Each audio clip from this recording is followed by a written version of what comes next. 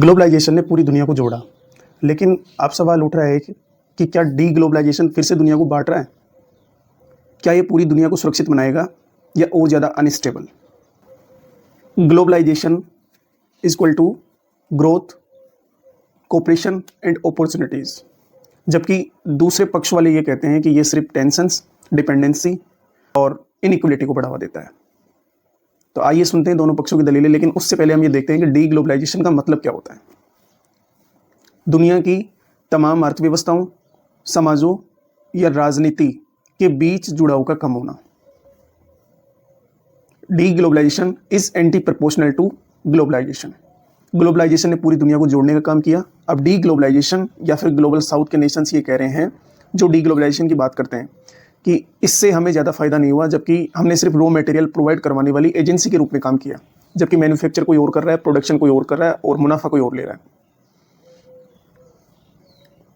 विभिन्न देशों के मध्य तकनीकी निर्भरता, आयात निर्यात, प्रवास, वैश्विक व्यापार, इन चीज़ों के बीच में पहले से निर्भरता कम होना, आपसी जुड़ाव कम होना, और ये वैश्विक हितों की तुलना में राष्ट्रीय हितों को प्राथमिकता देते हैं। और इससे क्या हुआ है, राष्ट्रवाद और संरक्षणवाद की भावना को बढ़ावा मिला है। अंतर्राष्ट्रवाद वाले टॉपिक कहीं पीछे छूट गए हैं डी ग्लोबलाइजेशन की दौड़ में, जिसमें पूरी दुनिया को एक समझा जाता था और सभी नागरिकों को आपस में भाई माना जाता था। तो ये डी ग्लोबलाइजेशन वाला जो बेसिकली कॉन्सेप्ट है, that was originated from global south और डेवलपिंग नेशंस। उन्होंने ये कहा कि ये सिर्फ असमानता को बढ़ावा दे रहा है, विभिन्न देशों के बीच टेंशंस को क्रिएट कर रहा है और एक दूसरे पर निर्भरता को बढ़ावा दे रहा है। और इसके बारे में बहुत ज़बरदस्त तरीके से डिपेंडेंसी थ्योरी वाले विचारकों ने लिखा है। अब सुनते हैं दोनों पक्षों की दलीलें। That is pro globalisation and second is pro deglobalisation. Pro globalisation वाले कहते हैं कि जब से ग्लोबल ट्रेड होने लगे तो सप्लाई चेन्स खुले, और सप्लाई चेन्स खुलने से क्या हुआ है कि प्रोडक्ट सस्ते हुए।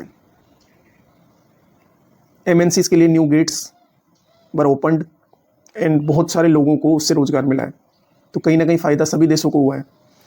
इंडिया ने भी आईटी एक्सपोर्ट करके लाखों की संख्या में जॉब्स पाई हैं।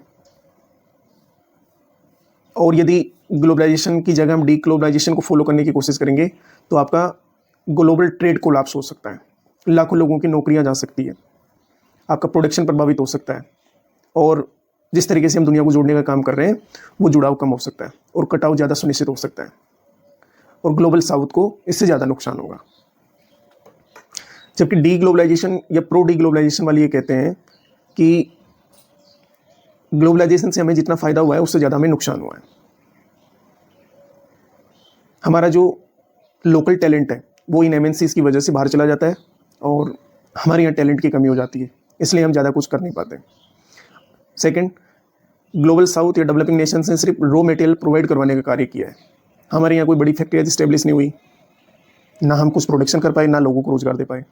रॉ मटेरियल हमने एक्सपोर्ट किया, वहाँ से प्रोडक्शन मैन्युफैक्चर हुआ और उससे बाद में फिर हमने डबल दामों में उसी वस्तु को हम खरीदने का काम कर रहे हैं। तो इससे बेसिकली इनइक्वलिटी बढ़ रही है, टेंशन बढ़ रही है और डिपेंडेंसी बढ़ रही है।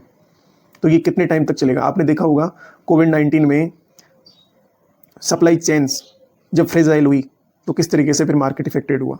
तो ये देखने वाली बात होगी कि वैश्विक हितों की तुलना में राष्ट्रीय हितों को प्राथमिकता देनी चाहिए या नहीं देनी चाहिए, कि आखिर डी ग्लोबलाइजेशन की डिमांड क्यों हो रही है।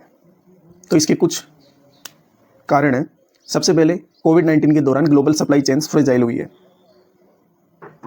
सेकंड, विभिन्न देशों के मध्य संरक्षणवाद और राष्ट्रवाद को बढ़ावा मिला है। एंड थर्ड, दुनिया के विभिन्न हिस्सों में जियोपॉलिटिकल टेंशंस क्रिएट हुई है। यूएस और चाइना का ट्रेड वॉर चल रहा है, रूस यूक्रेन वॉर चल रहा है, एंड इसके साथ ही आप देखोगे तकनीकी और डिजिटल संप्रभुता की मांग की जा रही है। एंड लास्ट, सबसे बड़ा कारण जो ग्लोबल साउथ नेशंस डिमांड करते हैं हमेशा, वो कहते हैं कि पर्यावरण और संसाधन सुरक्षा की मांग करते हैं। वो कहते हैं कि सबसे ज़्यादा डेवलपमेंट उन्होंने किया है, इंडस्ट्रियल रिवॉल्यूशन का बेनिफिट उनको मिला है सबसे ज़्यादा, तो सबसे ज़्यादा पोल्यूशन भी उन्होंने किया है। तो उसका परिणाम हम क्यों भुगते? हमने तो अपनी विकास यात्रा भी स्टार्ट की है, और आने वाले टाइम में जो भी जितना कार्बन उत्सर्जन होगा, क्लाइमेट चेंज में जितने जिम्मेदार वो है उतने हम नहीं हैं। तो ये भी एक अभी सेटलमेंट नहीं हो पाया विभिन्न देशों के बीच में। G7 वाला ग्रुप अलग कहता है, ग्लोबल साउथ वाला ग्रुप अलग कहता है। तो इसलिए ये ग्लोबल साउथ वाले डी ग्लोबलाइजेशन की डिमांड कर रहे हैं। यदि डी ग्लोबलाइजेशन आता है तो इसके कॉन्सिक्वेंसेस क्या होंगे? पहला, अंतर्राष्ट्रीय व्यापार में कमी आएगी। ग्लोबल साउथ के देशों में इन्वेस्टमेंट में कमी आएगी और वो एक्सपोर्ट भी कम कर पाएंगे।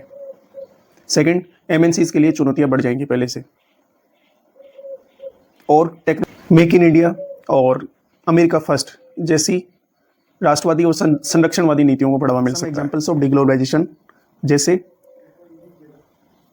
अमेरिका का चीन से डीकपलिंग, मीन्स जो सप्लाई चेन्स पूरी दुनिया में चाइना मैनिपुलेट कर रहा है उससे अमेरिका का अपने आप को काटना। दूसरी तरफ यूरोप का रूस पर ऊर्जा आयात की निर्भरता को कम करना। ग्लोबलाइजेशन से लोकल इंडस्ट्रीज को फायदा हो सकता है, लेकिन अलगाव से ग्रोथ भी रोक सकती है। ग्लोबलाइजेशन ने पूरी दुनिया में अपॉर्चुनिटीज प्रदान की, लेकिन इसने इनइक्वलिटी को भी बढ़ाया। सप्लाई चेन्स डाइवर्सिफाई हो रही है, लेकिन इंटरडिपेंडेंस पूरी तरीके से खत्म नहीं हो सकती। और अंत में एक सवाल आपसे, क्या ग्लोबलाइजेशन हमें एक ग्लोबल फैमिली बना रहा है, या फिर डी ग्लोबलाइजेशन हमें इक्वलिटी और नेशनल सिक्योरिटी और घरेलू इंडस्ट्रीज की तरफ ले जा रहा है?